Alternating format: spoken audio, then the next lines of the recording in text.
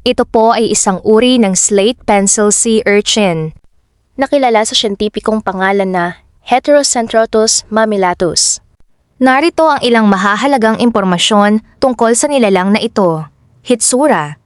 Madali itong makilala dahil sa kanyang makakapal at mapurol na mga tinik na mukhang mga lumang lapis.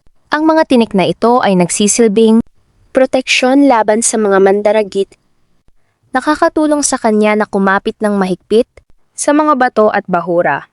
Gawi. Sila ay mga herbivore na karaniwang kumakain ng lumot o alga mula sa mga bato. Gamit ang kanilang Aristotle's lantern, isang uri ng panga na may 5 matatalim na ngipin.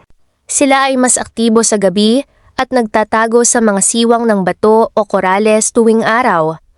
Babala, bagamat ang Heterocentrotus mammillatus ay hindi kasing delikado ng flower urchin na may lason, dapat pa ring mag-ingat kung mahawakan ito.